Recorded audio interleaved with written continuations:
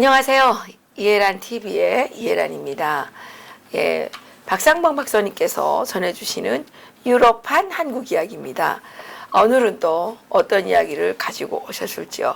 지금 문재인 대통령이 평양을 방문하고 있고, 목적했던 비핵화의 논의는 간대 없고, 쉬워만 난무하죠.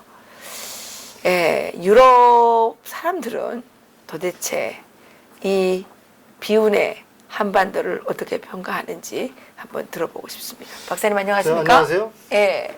소독도 분당국이었죠. 있습니다만은 1900 빌리 브란트 총리가 이제 아데나우 총리는 우리가 소위 말해서 대서방 정책, 소독 서방 세계와의 외교 관계를 복원했다고 한다면 빌리 브란트 총리는 동방 정책을 통해서 당시의 동국권과의 외교 관계를 수립하는데 공을 세웠다고 볼 수 있죠. 근데 이제 빌리 브란트 총리가 1970년도에 동독을 방문합니다. 네. 동독을 방문해서 빌리 브란트와 빌리 슈토프는 당시에 내각 총리였죠. 총리와 회담을 합니다. 근데 당시에 빌리 브란트 총리가 갈 때는 외교장관을 동행하지 않았습니다. 대신 이제 내독성 장관을 동행했죠. 그리고 동독의 동독의 수도 동베를린 가지 않고 어딜 갔죠? 에어프루트로 갔습니다. 네. 에어프루트로 가서 이제 회담을 했죠. 그런데 회담을 에어프루트로 간 것은 그 이유가 뭐죠? 동독이라는 나라를 국제법상 국가로 승인할 수 없다는 당시에 소독의 완강한 그 동독반에 기인한다고 볼 수 있죠. 그런데 이제 우리 재밌는 거는 정말 구름대 같이 동독 주민들, 에어프루트 시민들이 빌리 브란트를 보기 위해서 모여든 겁니다. 그러니까 우리가 이걸 평양에서 보면 평양에서 군중들이 모였지만 군중들이 글쎄 다 이렇게 동원된 군중 같지 않았습니까? 원래 다 동원되는 거죠. 근데 그 사람들이 그 군중이 너무나 많아서 이거 뭐 경계망을 치고 통제선을 다 뚫고 들어와서 빌리를 환호했던 거죠. 그래요? 예. 그래서 거기는 좀 자유가 있었네요. 슈타지가 맞고 그랬는데도 그걸 이제 통제를 못했었죠. 그 정도로 이제.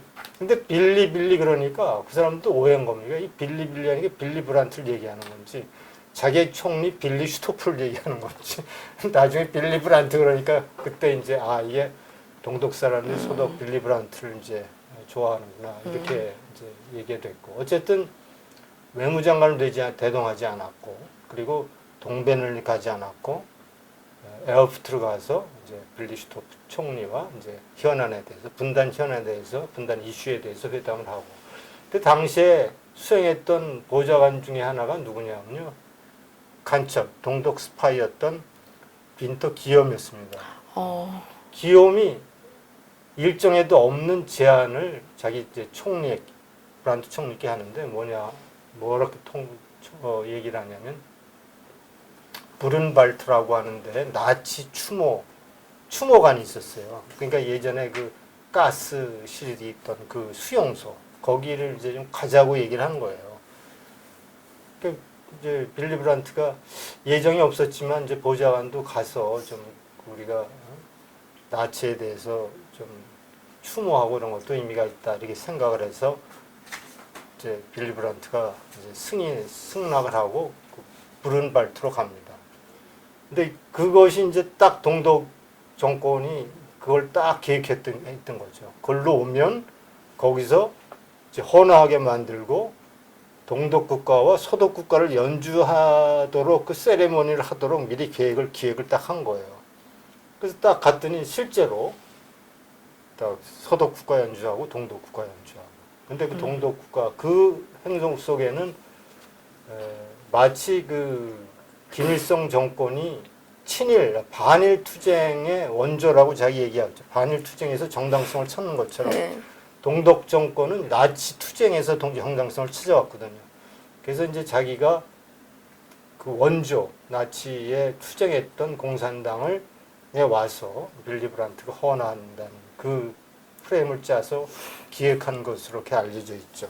네. 그리고 또 하나는 이제 1987년도에 허네카 수상이, 허네카 총서기가 실무 방문을 합니다. 서독 보훈에. 당시 네. 헬무트 콜 총리가 맞이했는데, 그때 뭐 이제 우리가 이제 통일될 때는 뭐 서독이 동독을 국제법상 국가로 뭐 유엔에도 가입하고 해서 승인했다고 얘기하는데 그건 다 거짓입니다.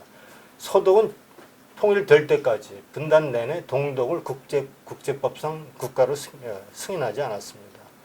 지금 우리도 그렇죠. 우리도 아직은 우리도 그렇게 헌법상 헌법상 그렇게 돼 예, 있죠. 돼 있죠. 실제적으로 그렇게 하고 헌법상도 그렇고 실제로 그렇게 행동을 했고, 이제 그때 이제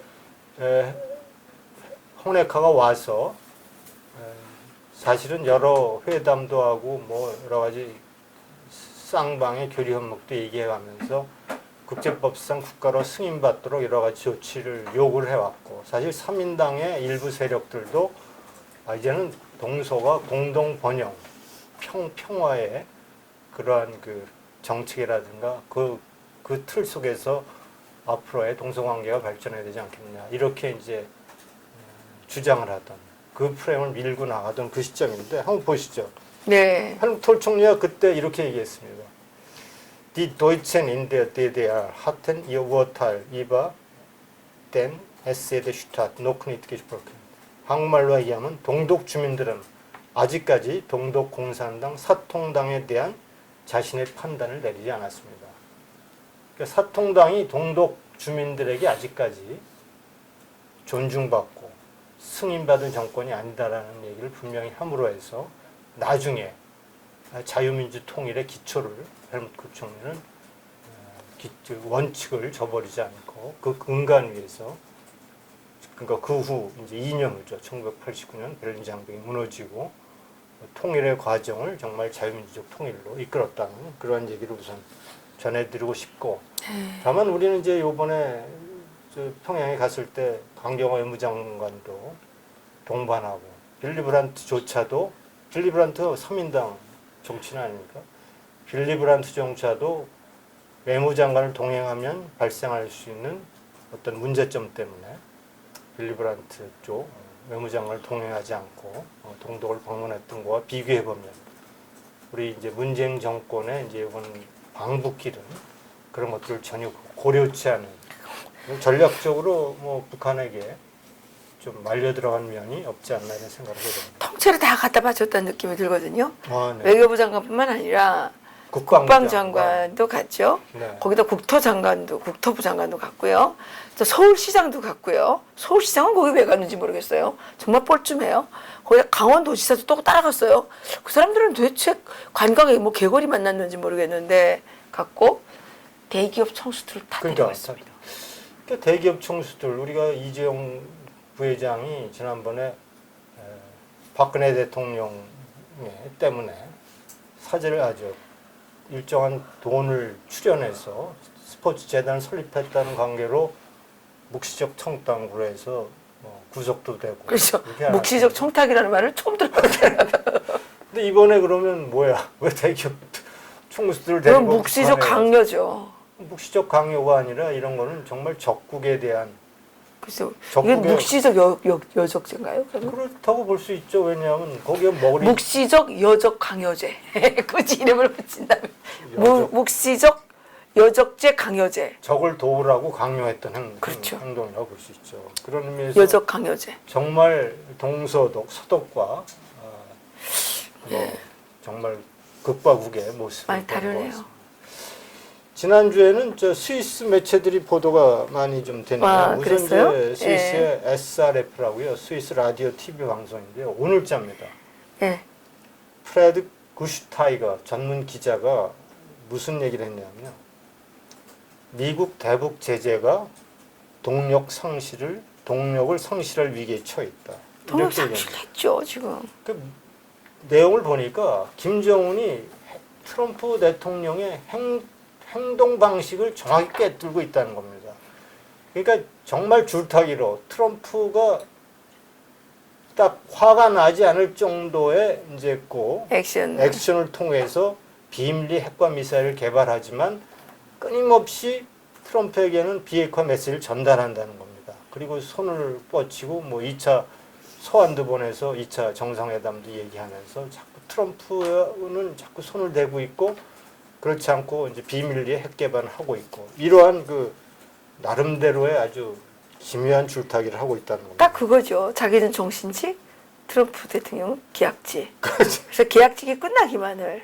그리고 실제로 10개월 동안 핵과 미사일을 공개적으로 실험하고 미사일 도발을 하지 않았거든요. 예, 그러니까 소나기가 내릴 때는 처마 밑에 들어가서 피하잖아요. 그렇죠. 예, 그거 방식이 그렇게 하는 거죠.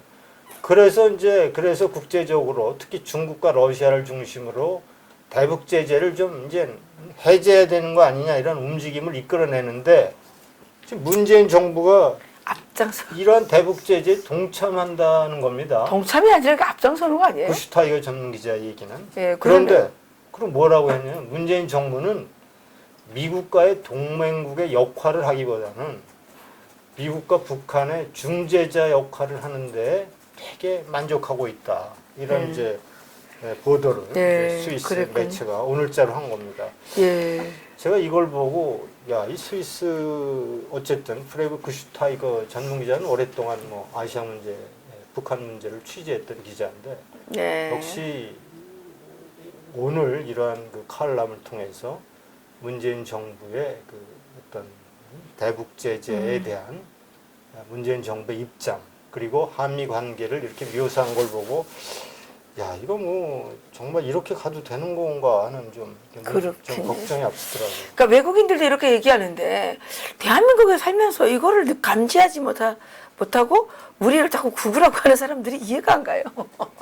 그거를 한번 저 독일에 가면 머리 빡빡 깎고 저 외국인들 때려잡고 뭐 총 쏘고 창문에 폭발물 던지고 그런 사람들을 좀 만나봐야 이 사람들이 그거가 어디 있습니까? 지금 우리 여기는 좀 극자 세력들의 테러 항패 그들은 뭐 폭력 집회를 하지 않습니까? 우파가 폭력 집회하는 우파가 어디 있습니까 지금? 그런 의미에서 극우라는 프레임을 씌워서 우파를 탄압하는 행동은 정말 적절치 못하다. 극우가 어떤 것인지 제대로 알아보고 그런 얘기를 했으면 좋겠다 이런 얘기를 드리고요. 스위스의 아르가워 신문이 있습니다. 이제 9월 15일자 얘기지만 러시아가 이제 유엔 보고서가 어떤 유엔 보고서를 만들었냐면요. 대북 제재를 위반한 이제 유엔 회원국 중에서 위반한 사례들을 쭉 정리해서 보고서를 만들어냈는데 러시아 정부가 그걸 보고 이제 압력을 행사해서 왜곡시켰다는 겁니다. 이걸 수정 보고서를 만들어냈고 그렇게 해서 러시아 기업들이 대북 제재를 위반한 것들에 대한 사항을 빼버렸다는 겁니다. 그래서 우리가 어저께죠? 그저께 어저께 이제 우리가 이제 북한으로 갔고 문재인 대통령이 갔고 네. 월요일 날 저녁이죠. 안보리가 소집됐죠. 예. 그래갖고 바로 러시아를 규탄하고 그동안에 이제 대북 제재에 동참하지 않은 사례들을 얘기했고 거기서 미국과 동맹국들이 이제 보다 강력하게 대북 제재를 이제 취하는 그러한 행동에 돌입할 것이라는 보고서를 이제 스위스의 아르가워 신문이 했군요. 네. 그 다음에 이제 같은 날 스위스의 블릭이라고 하는 매체입니다. 요번에 이제 북한에도 홍수가 심했던 모양이에요. 예, 심했다고 합니다. 그래서 유엔 구호기구가 이렇게 발표를 했던 거예요. 북한이 집중호우가 쏟아져서 수천 가구가 피해를 받고 파손되고 만여 명의 이재민이 발생했다고 이제 긴급 지원을 했다는 겁니다. 유엔 구호기구가. 그래서 뭐 마실물, 뭐 생필품, 의약품 뭐 이런 것들에 대해서 지원을 하고 있는데 그것도 뭐 터무니없이 모자라는 거죠. 그리고 북한은 현재 이런 상황과 무관하게 1,000만 명의 주민이 인도적 구호로 살아간다는 겁니다. 인도적 구호를 받아 살아가고 있고, 그리고 인구의 40%에 해당되고, 그리고 어린이 중에 5명 중 1명은 만성적인 영양실조에 고통받고 있다라고 하는 보도를 했는데, 이런 얘기를 하면서, 근데 우리 문재인 정부는 이러한 김정은을 대해서 근데 이들이 자기네들 핵과 미사일에 개발되는 비용의 10분의 1만이라도 이런 어린아이들인가들에게 뭐 썼다면 이러한 뭐 정말 비극적인 참사는 일어나지 않을 텐데 뭐 전혀 그런 거 없이 핵과 미사일 이런 건 방치하고 핵과 미사일 개발에 저렇게 총력을 기울이고 자신은 뭐 호화로운 생활을 하고 있고 이런 걸 보는데 김정은에 대해서 지금 뭐 나오는 소리가 좀 이상하지 않습니까? 뭐 배려심이 많고 그렇습니다. 뭐 김정은 위원장 동지께서의 통일의 동반자 이런 것은 전혀 예, 앞뒤가 맞지 그렇죠. 않고 현재 지금 한국인으로 북한에 필압돼 있는 억류돼 있는 사람도 6명이라고 6명. 예, 최근에 연합회 최근에. 억류된 사람만이 6명이고 그 전에는 수백 명이죠. 그러니까 예, 납북자가 많잖아요.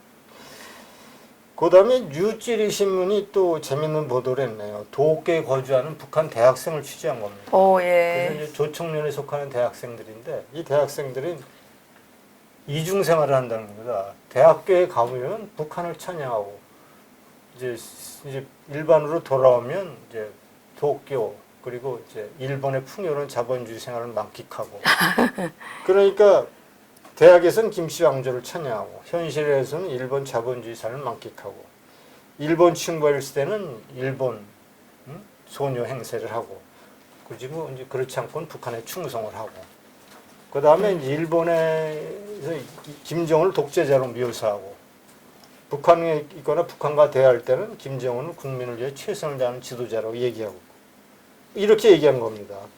이 현재 이런 그 조총련대 속한 학생들이 이제 상당히 많이 있는데 그 수가 조총련 수가 지금 20만 명에 불과하다는 겁니다. 점점 줄어들고 점점 줄어들고 있고. 근데 북한 대학을 다니면 이제 뭐 3학년이 되면 의무적으로 수학여행을 북한으로 가야 된대요. 그래서 이제 북한에 가면 이제 거기서 뭐 선전선동을 하는데 유경 호텔이 도쿄 최고층 빌딩보다 30m가 높대요. 그런데 여기 보도가 웃기죠. 그런데 유경 호텔은 30m가 높은데 30년째 아직도 완공이 되지 않고. 완공한데. 그 유경 호텔 몇 층이었더라? 그 몇 층 층장으로 저희 학교 선배가 층장도 있어요? 거기다 그 건배 그 층마다 층장이 있죠. 네. 그 저희 학교 선배가 거기 이제 배치를 받았어요. 그게 90년대 초예요. 90년대 초. 초에 배치 받았는데 아직도 완공 안 됐으니까 이제 연료보상 받을 때 넘었죠. 예. 배치만 받고 일을 못한 거죠. 또 이렇게 얘기하는 문재인에 대해서 아주 나만의 최고의 대통령이다 말이야. 정말 민족을 위해서 열심히 일하고 그렇게 찬양을 또 한다는 겁니다. 근데 문제는 이제 한 학생의 아버지는 한 레스토랑의 주인이래요. 근데 이제 이분은 이제 돈도 많고 그러니까 해외여행을 주로 다닌다는 거예요. 그런데 대한민국 여권을 갖고 다녀요. 대한민국 여권. 아니 왜 그래요? 그러니까 북한 여권 갖고 다녀야지. 말로는 북한의 조국을 충성하면서 전부 실생활에서는 대한민국 여권을 갖고 다니고 대한민국의 상품으로 즐기고 이런다는 겁니다. 그래서 이런 이중 생활에 빠져 있는 조총련계의 삶 그리고 조총련에 속해 있는 대학생들 그리고 조총련에 있는 그 학생들의 이중적인 삶을 이렇게 보도를 했네요. 아 그랬군요. 그 참 재미있는데요. 그죠? 네. 그다음에 독일 매체 디자이트 그 컬럼니스트 독일의 디자이트의 아주 유명한 컬럼니스트 마티아스 나스의 컬럼입니다. 제목이 가짜 외교에 노란한 트럼프? 북한 비핵화입니다. 이제 트럼프 얘기도 나오는데요. 그러니까 이제 국내적으로는 가짜 뉴스가 막 퍼진다는 거예요. 가짜 뉴스가 판치러서 가짜 세상을 만든다는 겁니다. 트럼프를 빗대서 가짜 외교를 통해서 미디어 세상을 만들었다는 겁니다. 그 미디어 세상은 현실과는 전혀 동떨어진 세상을 만들었다. 그러면서 이제 미국 싱가포르 회담 그것이 완전히 페이크 디플로마티, 페이크 디플로마시라는 겁니다. 그렇게 해서 가짜 세상을 만들어서 전혀 동떨어진 현실과 동떨어진 그러한 국제 정치를 만들어내고 있다고 비판한 건데요. 그러네요. 트럼프 대통령이 계속 가짜 뉴스를 비판을 하시는데 여기서 본인이 또 가짜 뉴스를 만들어내시는 거예요? 그러면 뭐예요 이거? 그러니까 이분이 이제 그동안은 이제 뭐 이렇게 비판적인 글을 안 썼는데 최근에 이제 이렇게 볼튼이라든가 워싱턴의 핵심 원칙 대북 전문가들 그리고 싱크탱크 헤리티지 재단조차도 이런 식으로 트럼프 방식으로 북한 문제를 해결하기 굉장히 어렵다는 비판이 나온 걸 종합하고서 이런 컬럼을 쓴 것 같아요. 그러면서 이제 이분이 이제 인용한 게 핵 전문가이자 싱크탱크인 국제평화를 위한 카네기 기금의 매티슈 대표는 미국 정상회담을 싱가포르 정상회담을 싱가포르 망상이라고 망상이라고. 싱가포르 예 망상이죠. 그리고 북한은 이미 26년 전에 한반도 비핵화 선언을 했다는 겁니다. 했죠. 92년도에. 91년도 12월 31일에 그렇죠. 했죠. 이러한 북한의 가짜 행동을 경계하라고 이제 얘기하고 있고. 예, 그래도 국제적인 언론들은 다 균형 감각을 좀 갖고 있는 것 같습니다. 그렇죠. 예. 그리고 김정은의 입장에서는 국내 정치의 침체로 인해서 비핵화 재수치거나 핵을 포기하는 척 행동할 수밖에 없다. 이런 사기 행각을 문재인 정권이 전폭적으로 지지하고 있다. 이렇게 또 비판했네요. 예, 숨겨주고. 문재인의 대북 특사단이 김정은이 트럼프 임기 내 핵을 포기할 것으로 전하고 있지만 웃기지 마라. 꽹과리 소리다 그건. 이렇게 얘기를 한 겁니다. 근데 우리 이 유튜브를 자꾸만 가짜 뉴스라고 그래요. 정부가. 유튜브? 예. 우리는 진짜를 말하는데 왜 가짜라고 그러는지 모르겠어요. 둘 중에 하나 가짜네요. 나중에 이제 이게 시간이 증명하겠죠. 누가 가짜인지가 밝혀지겠죠. 그러게요. 그리고 이 나스 칼럼니스트의 결론이 이런 겁니다. 트럼프는 이제 결국엔 자기가 만든 페이크 디플로마시의 결과가 현실과 더욱더 동떨어진 상황에 직면해서 이제 자신이 고백할 수밖에 없을 것이다. 내가 싱가포르 핵을 잘못했다. 이렇게 결론을 내렸습니다. 예. 그렇게 그러게요. 그 고백의 결과가 무엇이 될지 예, 우리 국민들이 정신 차려야 됩니다. 그렇죠. 그 다음에 이제 뉴스 채널, 독일의 뉴스 채널 NTV가 보도한 거네요. 네. 미국과 동맹국들은 북한이 비핵화에 구체적으로 임할 때까지 강력한 대북 제재를 유지하기로 했다. 네. 하지만 러시아 등 일부 국가들이 유엔 대북 제재 결의안을 위반하고 공동으로 사보타지를 벌이고 있다. 네. 미국 월요일 긴급회의를 수집해 이 문제를 집중적으로 논의하고 있는데 이 상황에서 이제 문재인 정권은 4대 그룹 총수들 대동해서 북한을 방문한 것은 전혀 앞뒤가 맞지 않는다. 그렇죠. 이 사실 4대 그룹 총수들은 대한민국 국가의 국민이기 때문에 대한민국 대통령의 지위도 받지만 사실은 이 그룹에 투자한 사람들은 외국 그 투자자들이 많은 거 아닙니까? 그렇죠. 예, 이게 글로벌 기업이기 때문에 이게 그 투자자들이 다 화가 나가지고 돈을 다 빼가지고 다 나가면 뭐 알고지가 되는 건 금방이더라고요. 그러니까 말이에요. 예. 근데 청와대 발표도 석연치 않지 않습니까? 뭐 북한에서 불러서 데리고 가기로 했다는 것에 대해서 그건 아니다라고 얘기했는데 이번에 드러난 것은 아니 북한에 가니까 그러더라면서 북한에서 우리 김정은 위원장이 이재용 그 부회장을 꼭 데려오라 그랬다고. 아니 이렇게 자꾸 거짓말을 정부가 하면 그러니까 그게 가짜 뉴스인 거죠. 그게 가짜 뉴스네요. 그 유튜브를 왜 우리는 거짓말을 한 적이 없는데 자꾸만 유튜브를 거짓말한다고 탄압하겠다 그런 데잖아요. 글쎄 탄압을 한번 해보라고 하시죠. 그다음 독일의 전파죠. 9월 17일 날 예. 문재인 김정은 정상회담이 이제 기획돼 있는데 기대할 거 별로 없다. 이렇게 이제 빈선회담? 결국 뭐 네. 사실은 우리가 그동안에 북핵과 관련돼서 뭐 평창 쇼다 뭐 판문점 선언이다 미북 정상회담이다 일련의 과정이 왜 만들어진 거죠? 북한이 핵 없애라고 만드는 거 아닙니까? 그렇죠. 근데 그 본질은 다 없어지고 남북 관계 개선이다 뭐 경협이다 아니 전혀 이상하게 툭 튀어나왔어요. 그러니까 본질은 없어지고 저 어디 저 구설에 처박혀 있던 것들이 등장해서 그것이 마치 평화를 보장할 것처럼 아니 군사 회담을 해서 상호간에 뭐 적대행위를 안 한다고 하는데 그리고 뭐 무기를 다 철수하고 한다고 하는데 핵과 미사일은 어떻게 없어졌나요, 북한에? 아, 없어지긴요. 과학기술자, 그 핵기술자들이 격리돼 있다가 지금 또 다시 다 자기 일하던 대로 돌아가서 핵 개발에 다시 착수했답니다. 그러니까 말이죠. 그러니까 우리가 독일 같은 경우는 3인당 정권이 동독에 소련 핵미사일이 배치가 되니까 3인당이 나서서 우리는 미국산 퍼싱2를 들여오겠다고 3인당 정권이 했다는 얘기. 그 3인당은 양심이 있는 좌파네요. 그러니까 3인당처럼 예. 국가 안보에는 좌우가 없다. 이렇게 돼야 되는 게 정상일 텐데 근데 우리나라 민주당은 북한 민주당이에요. 북한 대변인처럼 이렇게 맞아요. 행동하는 것. 북한 민주당이에요. 북한 민주당. 그런 의미에서 사실은 더민주당이 뭐 민주화 뭐 이렇게 민주화 세력이라고 하지만 민주화 세력이 왜 정북화 세력.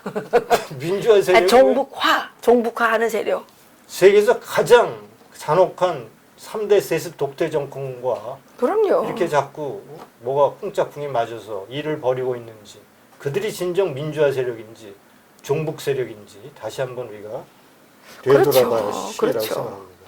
그분들이 하는 그 민주화라는 말은 다르게 그러니까 민주화라고 쓰고 정북화라고 읽는다 이렇게 될 거예요.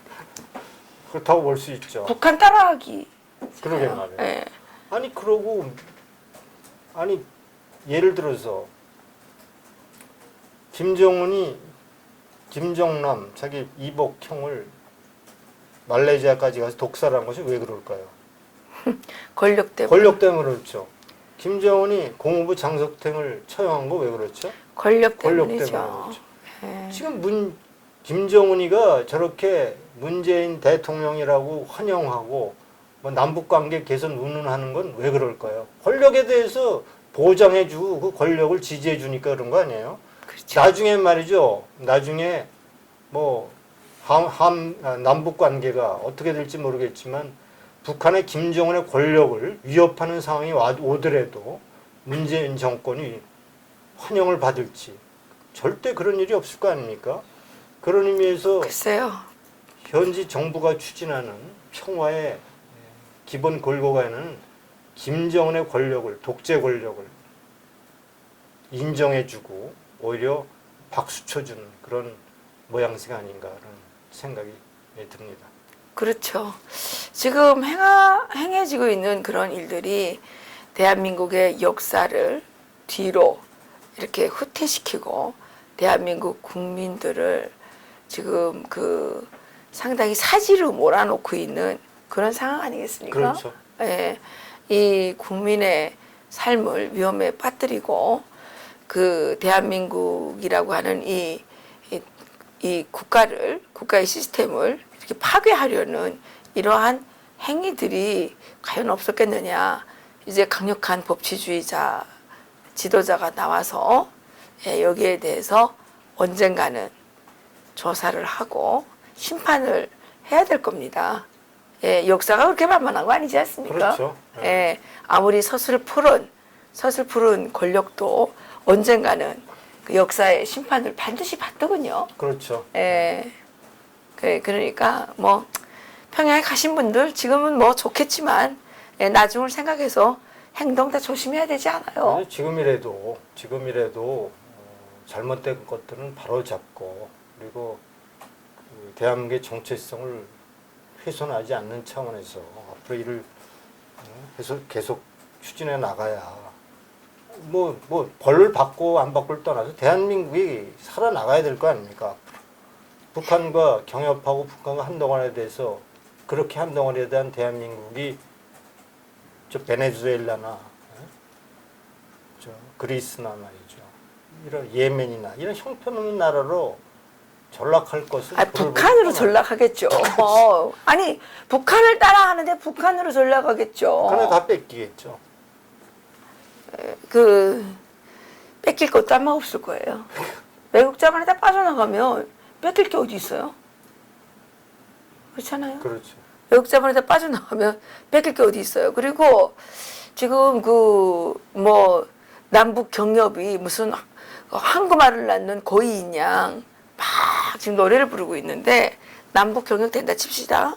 그러면 자동차 만드는 거 팔리는 거 한정돼 있잖아요. 그러면 이 자동차고 부품하는 이런 것들 다 북한이 가져가요. 북한 사람들 하면 한국 사람 일자리 없어지는 거라고요. 그리고 그 가져가는 게 북한 주민들이 또 가지는 것도 아니고 김정은이만 다 가져가는 거예요. 그렇죠. 거기는 뭐 다 네. 김정은이 통치하는 그 기업들이 되니까 그러니까 이제 예, 그러니까 경협이요. 예, 조심해야 됩니다. 그리고 벌써 러시아, 북한, 한국, 석유관, 네. 그 가스관 하는 거 네. 미국에서 대북 제재 위배된다고 경고장이 나왔더군요.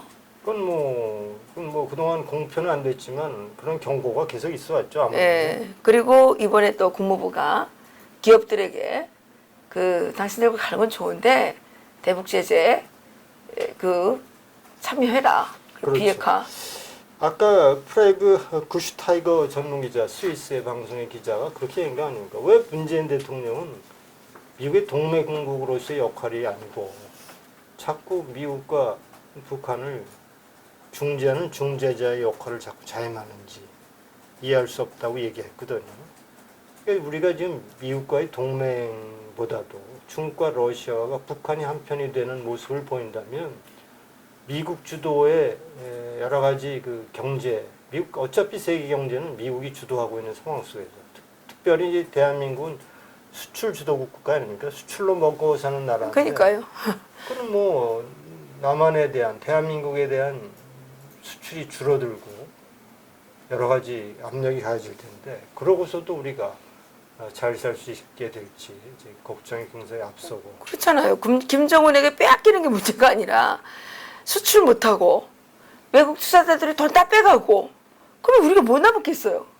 경협 얘기가 나와서 그러는데요. 1970년대 일본의 조청년 상공인 대표단이 북한을 방문하지 않았습니다. 그래서 제가 알기에 한 120개가 북한에 투자를 했어요. 합병회사. 다 망했습니다. 합병회사. 다 망하지 않았습니까? 다 망했죠. 그 유명한 오라스콤, 이집트의 오라스콤사도 북한에 진출해서 모바일 사업 해갖고 4년 동안 4억 달러를 투자했는데 다 망했죠. 한 푼도 이익을 못 갖고 가는데 망한 거나 마찬가지 아닙니까? 이것이 지금의 현실인데 그런 현실을 다 망각하고 그냥 상상 속의 경협을 얘기하고 평화를 얘기하고 국내 기업들을 그 허구 속으로 몰아넣으려고 하는 이런 행동이야말로 정말 지탄받아 마땅하다고 생각합니다. 또 한 가지 중요한 게 뭔지 아십니까? 대기업 그 오너들을 풀어다가 북한에서 교육을 시켰는데 검토하겠다는 말 하지 말라 그랬다는 거 아닙니까? 북한에서 교육을 시켰어요? 예, 검토하겠다는 말을 하면 안 된다. 그게 금기어랍니다. 아니 그럼 검토하겠다 그래야지. 그러면 안 하겠다고 그래야지. 검토. 아니 그러니까 검토하겠다는 말은 검토해보겠다 건데 그거는 검토하겠다는 말을 절대 하면 안 된다. Yes, No 두 가지. No 하면 죽이겠죠. 생각해보겠다 이래야 돼. 생각해보겠다는 말이 안 된다는 거 아닙니까? 그래요? 예, Yes 아니면 그러니까 자기네들 마음대로구만. 그러니까 그걸 그러니까 아무 말도 안 아니 해야 돼. 북한이 다른 거 있습니까? 당이 결심하면 우리는 한다. 예, 김정은이가 하라 그러면 하는 거죠. 아니 북한 평양 사람들이 그런 데잖아요 지금. 야 너네가 무슨 힘이 있냐? 예, 한국 사람들이. 힘이 있냐? 예, 오라면 오는 거고 하라면 가는 거고. 하라면 하는 거지. 예? 큰일 났습니다. 그 오라면 오는 거니까 지금 이재용 끌려가 있는 거 아닙니까? 세계 굴지의 대기업이 진짜 체면이 구겨져요. 그 아니, 현재 어떤 수단과 방법을 다해서라도 안 갔어야죠. 삼성맨이 전 세계에 25만. 삼성 출신 삼성맨이 125만인데. 이럴 때는요 삼성맨들이 다 자결하겠다고 나와야 되는 거예요. 그렇죠, 그렇죠. 뭐예요? 아이 진짜 답답합니다. 자존심 상해서 못 살겠어요. 아 짧은 자유통일 칼리지 얘기해 주시고 마무리. 예 자유통일 칼리지. 예 또 오늘 모신 분이 자유통일 칼리지의 학장님이십니다. 예, 지금 자유통일 칼리지 모집 기간인데요. 수강생들 모집 기간인데 예, 선착순입니다. 지금 뭐 많은 문의가 오고 있는데 예, 시간이 늦기 전에 많이 주문해 좀 신청을 해주시기 바라겠습니다. 박사님 뭐 자유통일 칼리지 관련해서 공지사항 있으면 자유통일 칼리지 말씀해 일단 주시죠. 일기를 우리가 성황리에 마쳤고 9월 15일 날 일기를 우리가 배출했습니다. 이들은 또 뭐 심화 과정으로 이제 해서 또 깊이 있는 자유통일에 관한 지식을 좀 우리가 쌓게 될 것이고 이제 2기는 이제 같은 10월 6일 날 출발하게 됩니다. 자유통일 문화원 뭐 우리 이해란 원장님 그 포털 사이트에서 자유통일 문화원에 보시면 팝업창에 자세한 내용들 그리고 강사진 그리고 이제 강의 과목들 주제들 이런 것이 잘 나타나 있습니다. 여러분 한번 들어와서 참고해 보시고 필요한 분들은 꼭 신청해 주셔서 우리 자유통일의 길을 닦아 나가는데 힘을 모았으면 좋겠습니다. 네, 맞습니다. 예, 자유통일 문화원 이렇게 들어가셔서요. 여기에 자유통일 칼리지 나와 있습니다. 여기를 클릭하시면 이렇게 수강회원 모집 공지가 나와 있고요. 여기에 강사진들 다 이렇게 소개가 되어 있습니다. 소개가 되어 있고요. 프로그램이 다 나와 있고요. 여기에서 이제 그 신청하시면 됩니다. 네. 여기에서 신청하시면 신청 클릭이 여기에 있습니다. 여기에 있습니다. 그래서 자유통일 문화원 홈페이지를 방문하셔서 그 신청해 주시면 좋겠고요. 여기에 이 자유통일 칼리지가 그동안 일기에 하셨던 강의 그것들이 네네. 다 올라 있습니다. 아 강의 내용들이 올라있죠. 강의 내용들도 다 올라 요약돼서. 있습니다. 올라 있습니다. 그래서 여러분들께서 보시고 추석 동안에 쉬시면서 자유통일 문화원 홈페이지를 방문하셔서 해주시기 바랍니다. 많은 분들이 아주 만족한 그 수강 소감을 발표했는데요. 진짜 여러분들이 일상적으로는 절대로 만나기 어려운 그런 바쁘신 분들이십니다. 사실은 이 김강동 박사님, 김승욱 교수님, 김은구 서울대 트루스포럼 대표, 그다음에 김재동 목사님, 김태산 전 북한 외교관이죠. 또 김태현 변호사님, 또 김영수 선생님은 북한에서 김일성 장수연구소. 그리고 박현도 교수님이라고 명지대의 중동문제연구소 이게 예멘 전문가이십니다. 그리고 심주일 목사님 북한 거의 장교셨죠. 그리고 동아일보의 이정훈 기자님 아주 그 군사 쪽에 해박하시죠. 군사 전문가죠. 네. 전문기자. 또 이춘근 박사님 여러분 잘 아시는 이춘근 박사님, 임수환 박사님, 또 이 장대성 선생 이분은 지금 그 북한에서 또 김책공대 졸업하시고 또 한국에 와서 한양대에서 공부를 또 하셨어요. 그리고 이 장세율 씨, 교류열 통일의 대표, 북한 통신. IT 전문가. 아주 이분이 진짜 북한 소식 제일 잘하는 분이에요 우리나라에서. 여러분들이 아주 좋아하시죠. 좋아하고 존경하시는 우리 정규재 주필님, 그다음에 동국대의 한의원 교수님. 이분이 최근에 아주 책을 어마어마한 책을 쓰셨더라고요. 어제 그 출판 기념회에 다녀왔는데, 그렇죠. 4차 산업 그 인공지능을 만들어내는 게 누구냐? 에 따라서 나쁜 인공지능이 만들어질 수가 있겠더라고요. 그렇죠. 그러니까 좌파 사람들이 인공지능을 만들면 좌파 인공지능이 만들어지고요. 그렇죠. 그렇대요. 그리고 우파 성향의 사람들이 인공지능을 만들어내면 우파 성향의 인공지능이 된다는 거예요. 그러면 여기 인공지능들에서 그 국자 테러 인공지능들이 만들어질 수도 있겠더라고요. 그렇죠.